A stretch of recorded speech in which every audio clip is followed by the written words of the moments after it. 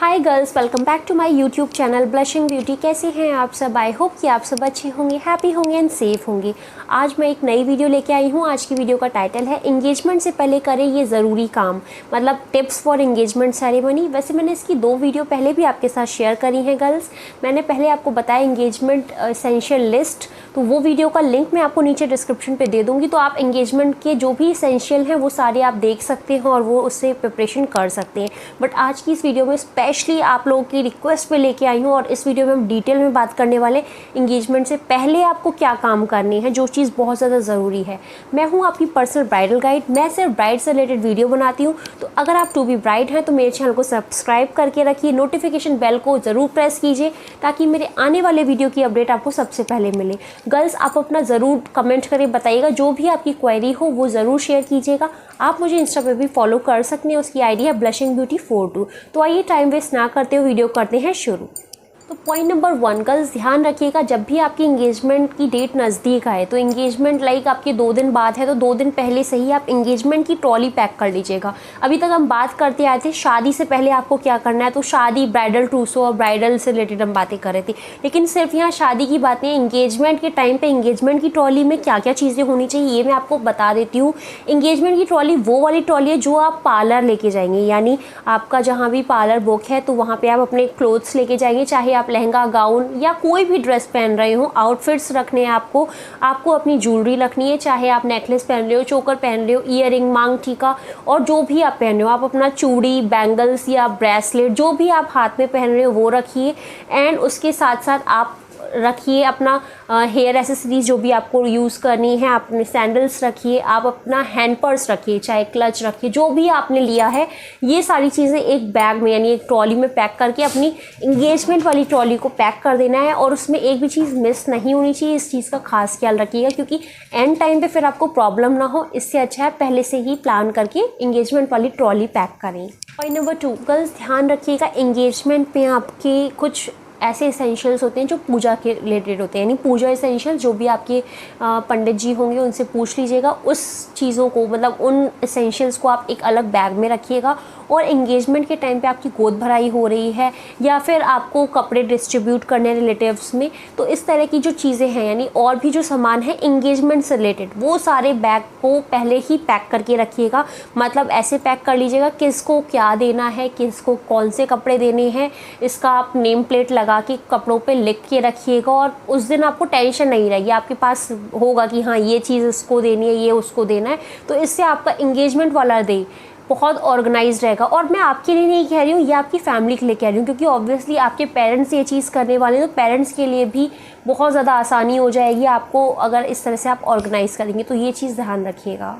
Point number 3 girls, ध्यान रखिएगा, engagement से 2 दिन पहले आपको लेना है bleach, facial, manicure, pedicure, hair spa भी ले लीजिएगा, जिससे कि आपकी हेयर स्मूथ रहेंगी और आप जब भी हेयर स्टाइल वगैरह करवाएंगे तो काफ़ी अच्छा लगेगा। एंड आप थ्रेडिंग, अपर लिप्स और आईब्रो, मतलब आईब्रो थ्रेडिंग, ये सब आपको करा लेना है। इससे आपकी चीज़ें बेटर रहेंगी, बहुत अच्छा रहेगा। और हाँ, ध्यान रखिएगा, इंगेजमेंट में आप अगर नेल आर्ट कराना चाह रहे हैं तो ज़रूर से करा लीजिए क्योंकि इंगेजमेंट में आप के हैंड्स में आप रिंग पहनेंगे और अगर आपके नेल्स ब्यूटीफुल होंगे तो बहुत अच्छी फ़ोटोज़ आएंगी, बहुत ज़्यादा ब्यूटीफुल लगता है। तो अगर आप नेल आर्ट कराने की सोच रहे हैं ना, तो शादी से पहले आप इंगेजमेंट पे ही करा लीजिएगा तो ज़्यादा अच्छा रहेगा। नेक्स्ट पॉइंट की तरफ बढ़ते हैं गर्ल्स। वीडियो को लाइक, शेयर, कमेंट ज़रूर कर दीजिएगा एंड प्लीज़ इस चैनल को सब्सक्राइब ज़रूर कीजिएगा। अब नेक्स्ट पॉइंट मैं आपको बता देती हूँ, इंगेजमेंट की जो मेहंदी है वो आप इंगेजमेंट से 1 दिन पहले लगवाएंगे। ऑब्वियसली मतलब 1 रात पहले लगवाई जाती है, लेकिन यहाँ मैं आपसे कहूँगी इंगेजमेंट की मेहंदी इंगेजमेंट के टाइम के अकॉर्डिंग लगवाइएगा। देखिए, मान लीजिए कि आपकी इंगेजमेंट का टाइम है सुबह 11 बजे से, नेक्स्ट मॉर्निंग 11 बजे से है, तो उस केस में आप मेहंदी थोड़ा दिन में रखवाइए, मतलब 1 दिन पहले दिन के टाइम पे लगवाइए। और अगर आपकी मेहंदी मतलब नेक्स्ट डे, मतलब नेक्स्ट डे है और इवनिंग के टाइम पे है, शाम के टाइम पे हो रही है, तो आप रात पे मेहंदी लगवाइए, 1 रात पहले लगवा लीजिए। और अगर मतलब टाइम जैसा भी हो, ये ध्यान रखिए कि आपको ऐसे रखना है कि आपकी मेहंदी को फेड नहीं हो, एक नेचुरल जो कलर आता है वो आए, तब इतना अंतर आपको रखना है। आई होप कि आप ये वाली बात समझ गए होंगे। गर्ल्स नेक्स्ट पॉइंट पे आपको एक सजेशन देना चाहूँगी, अगर आप रिबॉन्डिंग स्मूथनिंग की सोच रहे हैं अपनी इंगेजमेंट पे कराने की, तो यहाँ एक राय या सलाह देना चाहूँगी, आप इंगेजमेंट को छोड़ के आप अपने शादी के नज़दीक कराएं रिबॉन्डिंग और स्मूथनिंग। क्योंकि देखिए इंगेजमेंट एक डे का सेलिब्रेशन होगा आपका, उसके बाद अपने इस मायके में ही रहने वाले हैं शादी तक, जब तक शादी नहीं होती है। तो उस टाइम पे आपका ऐसा कोई ओकेज़न नहीं पड़ेगा। इंगेजमेंट वाले दिन आपकी जो भी हेयर स्टाइल होगी वो हेयर स्टाइल मतलब हेयर आर्टिस्ट कर देंगी, हेयर स्टाइलिस्ट कर देंगे आपके हेयर स्टाइल। एंड जब आप स्मूथिंग शादी के टाइम पे करवाएंगे तो उस टाइम पे फ़ायदा बहुत ज़्यादा रहेगा। उस टाइम पे ज़्यादा फंक्शन होंगे, हल्दी, मेहंदी एंड रिसेप्शन, शादी। इसके अलावा आप हनीमून पे जाएंगे तो बहुत ज़्यादा आपका फ़ोटो सेशन होगा, आपका प्री ब्राइडल फ़ोटोशूट होगा, प्री वेडिंग फ़ोटोशूट होगा। तो ये सारी चीज़ें एक साथ होंगी, तो उस टाइम पे अगर कराएंगे तो ज़्यादा बेटर रहेगा। बाकी चॉइस आपकी है, ये राय मेरी थी। गर्ल्स यहाँ एक राय देना चाहूँगी नेक्स्ट पॉइंट पे। अब आप ध्यान रखिएगा कि आप जो भी आउटफिट पहन रहे हैं एंगेजमेंट पे वो कैसे हैं। देखिए अगर हम गाउन की बात करें तो आजकल बैकलेस, डीप बैक वाले, ट्रांसपेरेंट वाले, जिसमें मतलब नेट लगा होता है सिर्फ बैक पे, इस तरह के आती हैं। तो अब आपको ध्यान रखना है कि आपके जो भी आउटफिट्स हैं वो पैडेड हैं या नहीं है। अगर वो पैडेड नहीं है तो आप ध्यान से पैडेड इंटरनल क्लोथ्स रखिए, आई मीन पैडेड ब्रास रखिए, या फिर आप अपने अकॉर्डिंग मतलब स्टिक वाली ले सकते हैं या ट्रांसपेरेंट ले सकते हैं। अपने आउटफिट के अकॉर्डिंग ही परचेस कीजिएगा। पहले आउटफिट डिसाइड कीजिएगा, उसके बाद इन चीज़ों को डिसाइड कीजिएगा। नेक्स्ट पॉइंट पे आपको बताना चाहूँगी गर्ल्स, चाहे आपकी इंगेजमेंट का आप एक इंगेजमेंट ट्रॉली बनाएंगे, उसमें आप सारा सामान रखेंगे, बट मैं आपको सजेस्ट करूँगी आप एक बैग रख लीजिएगा अपना, कोई भी हैंड बैग, उसमें छोटा मोटा मेकअप का आइटम ज़रूर रख लीजिएगा। क्योंकि देखिए इंगेजमेंट वाले दिन आप सुबह से तो पार्लर चले नहीं जाएंगे, गेस्ट आएंगे तो आपको थोड़ा सा तो रेडी होना पड़ेगा ना। बेसिक आप मेकअप करेंगे like lipstick, eyeliner and eyebrows, कुछ क्रीम वगैरह लगाएंगे, तो बेसिक मेकअप के लिए बेसिक वाला सामान ज़रूर से अलग पैक कर लीजिएगा। ये चीज़ बहुत ज़्यादा ज़रूरी है। और अपने उसी हैंडबैग में परफ्यूम ज़रूर रख लीजिएगा। और एंगेजमेंट यानी स्टेज के टाइम जाते टाइम, वैसे तो परफ्यूम कहते हैं कि इतने इतने घंटे चल जाते हैं, 5-6 आवर्स चल जाते हैं, बट मैं आपको सजेस्ट करूँगी आप जिस टाइम स्टेज पे जा रहे हो यानी पार्लर से आ जाएं अपने होटल जहाँ पे भी आपका वेन्यू है एंगेजमेंट का, वहाँ आ जाएं। और जब भी आप स्टेज पे जा रहे हो उस टाइम पे ही मतलब परफ्यूम यूज़ कीजिए, तो उसकी फ्रेगरेंस भी थोड़ा बनी रहेगी और काफ़ी अच्छा लगेगा। जब आप स्टेज पे फंक्शन वगैरह हो रहे होंगे तो आप समझ पा रहे हैं मैं क्या कहना चाह रही हूँ, तो उस टाइम पे यूज़ कीजिएगा। नेक्स्ट पॉइंट की तरफ बढ़ते हैं गर्ल्स। इस पॉइंट को ध्यान रखिएगा, ये पॉइंट मैं आपकी शादी के लिए भी कहूँगी, इंगेजमेंट के लिए भी कहूँगी।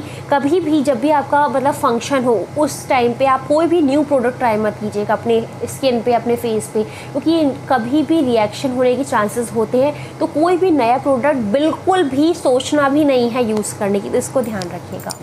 नेक्स्ट पॉइंट गर्ल्स, इंगेजमेंट की रिंग और इंगेजमेंट रिंग की प्लेट, ये जो पैलेट आप तैयार करें, प्लेट रेडी करें, डेकोरेशन वो पहले से करके रखिएगा। या फिर आप मार्केट से परचेज़ करें या फिर आप घर में होममेड डेकोरेशन करें, ये चीज़ आप पहले से करके रखिएगा। बिल्कुल एंड टाइम पे मत छोड़िए कि कल एंगेजमेंट है तो आज रात में करेंगे या वेन्यू पे जाके करेंगे। होटल में जाके आपको बिल्कुल टाइम नहीं मिलने वाला है, बहुत ज़्यादा बिजी हो जाते हैं, गेस्ट आते हैं फिर तो बिल्कुल टाइम नहीं मिलता है। तो ये सारे काम अगर छोटे छोटे आप पहले से ही करके रखेंगे तो ज़्यादा आसानी होगी। और ये चीज़ तो बहुत ज़्यादा ख़ास है, इंगेजमेंट की रिंग और उसकी प्लेट बहुत ज़्यादा खास है। और अगर आपने कैमरामैन बुलाया हुआ है तो ऑब्वियसली वीडियोग्राफी और रिकॉर्डिंग फ़ोटोज़ में भी ये सब आएगा, जो कि लाइफ टाइम रहने वाला है। तो बहुत ब्यूटीफुल तरीके से डेकोरेट कीजिएगा ताकि आपकी इंगेजमेंट रिंग और प्लेट बहुत ज़्यादा ब्यूटीफुल लगे।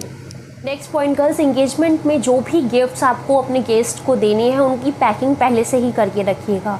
क्लोथ्स की बात अलग हो गई है, लेकिन यहाँ पे गिफ्ट्स की बात कर रही हूँ। जो भी आपके गेस्ट आएंगे, दूर के फ्रेंड्स आएंगे, रिलेटिव्स आएंगे, तो सबके गिफ्ट्स की पैकिंग आप ध्यान से करके रखिएगा। या जो भी आप मतलब लड़के वालों को गिफ्ट्स दे रहे हैं उनको भी ऐसे पैक करके रखिएगा जो कि अच्छे लगे, होता है ना रिप्रेजेंटेड वे में। तो वो आप एक बार गूगल पे सर्च कर लीजिएगा कि how to decorate gifts for, मतलब जो भी आप दे रहे हैं तो आपको पता चल जाएगा कैसे डेकोरेट करना है ट्रांसपेरेंट पॉलिथीन में, कुछ मतलब ब्यूटीफुल तरीके से। और अगर आप चाहेंगे तो मैं भी आपको कुछ चीज़ें पैक करके दिखा दूंगी, तो आपको आइडिया लग जाएगा कि इंगेजमेंट सेरेमनी की चीज़ें किस तरह से पैक की जाती है। लाइक इंगेजमेंट सेरेमनी के टाइम पे ना गोद भराई की रस्म भी होती है और उसमें फल, मिठाई, मेवा, ये सब चीज़ें भी जाती है। तो फल, मेवा, मिठाई को भी पैक किया जाता है, ऐसे ही नहीं लेके जाया जाता है। तो उन चीज़ों को कैसे पैक करना है ये सारी चीज़ें थोड़ा सा आप देख लीजिएगा। आप कहेंगे तो मैं भी पैक करके बता दूंगी, तो ये चीज़ आप ध्यान रखिएगा, क्योंकि आप इन चीज़ों को अच्छे से पैक करेंगे तभी वीडियोग्राफी में अच्छा लगेगा।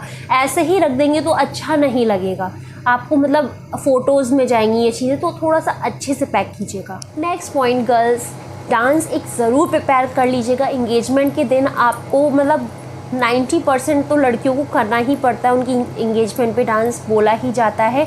10% होता है कि हाँ कहीं कहीं नहीं बोला जाता है या नहीं होता है इतना ज़्यादा, बट हाँ आप पक्का प्रिपेयर करके रखिएगा, क्योंकि अगर बोल दिया गया तो आपको करना ही पड़ेगा। और हाँ, मेरे पास कुछ लड़कियों के कमेंट भी आए थे, कुछ अच्छे अच्छे सॉन्ग्स बताऊँ मैं, कोई प्लेलिस्ट बताऊँ जिन पे आप लोग डांस कर सकें। तो हाँ, मैं एक वीडियो आपके लिए बना दूँगी कि इंगेजमेंट और शादी के लिए आप कौन कौन से सॉन्ग्स पे डांस प्रिपेयर कर सकते हैं, तो वो थोड़ा सा आपको आइडिया लग जाएगा। उस वीडियो को मैं जल्दी आपके साथ शेयर करूँगी, थोड़ा टाइम दीजिएगा, वो वीडियो भी आपके साथ शेयर कर दूँगी।